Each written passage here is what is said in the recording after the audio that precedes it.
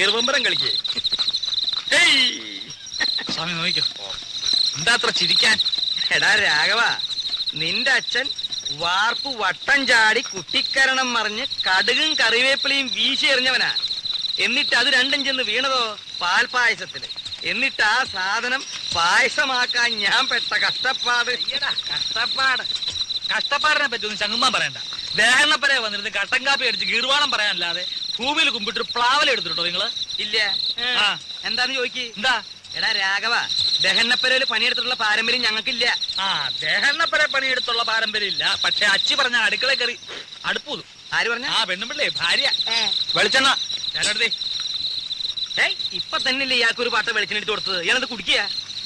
കുഞ്ഞേ കുഞ്ഞേ, കുറച്ച് വെളിച്ചെണ്ണ എടുത്തോണ്ട് വരും.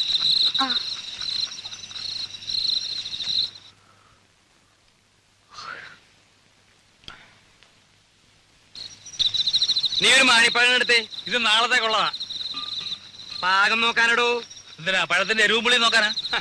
പഴത്തിൻ പാകമത്രേ പലതിലും മുൻപന്തിയിൽ.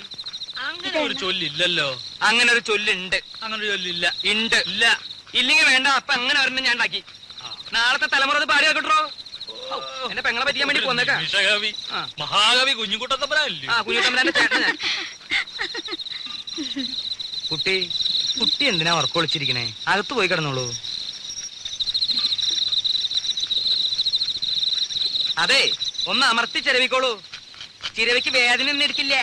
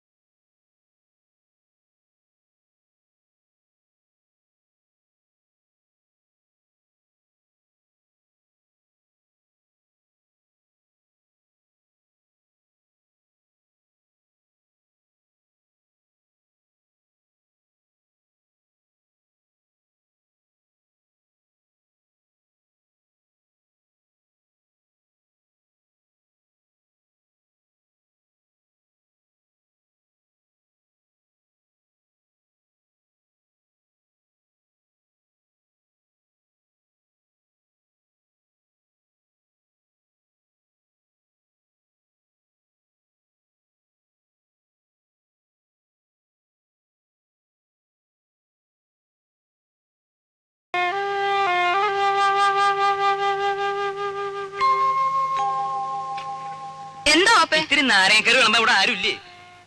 രാജി, ഓപ്പയ്ക്ക് നാരങ്ങക്കറി വിളമ്പ്. നോക്കി നിന്നോളും പാത്രം കൈവച്ചോണ്ട്. രാജി കൂടി ഇരിക്കല്ലോ. വീട്ടുകാരെല്ലാരും കൂടി ഇരുന്നാലെങ്ങനാ? ക്ഷണിച്ചു വരുത്തിയിരിക്കട്ടെ ആദ്യം.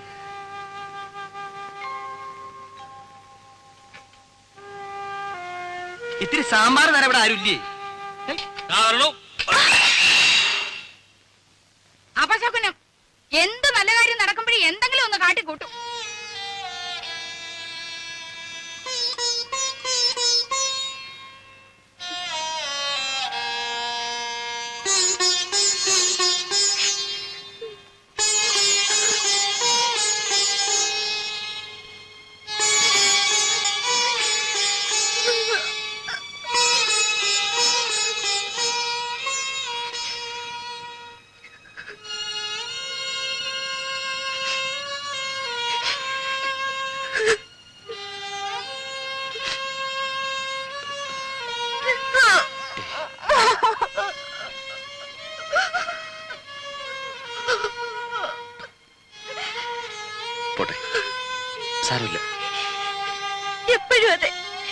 എന്നെ എന്ത് ചെയ്താലും പറഞ്ഞാലും സാരമില്ല, പോട്ടെ.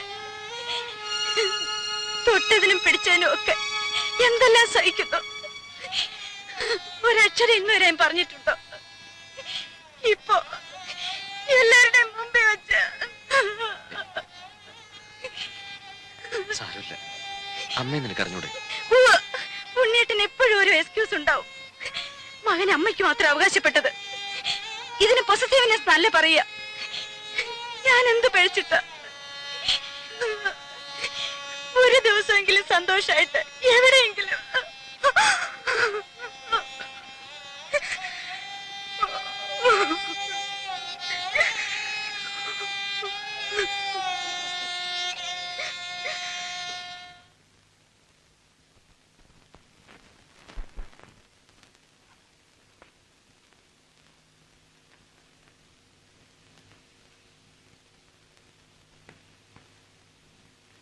എന്താ നിന്റെ ലീവ് കഴിഞ്ഞോ?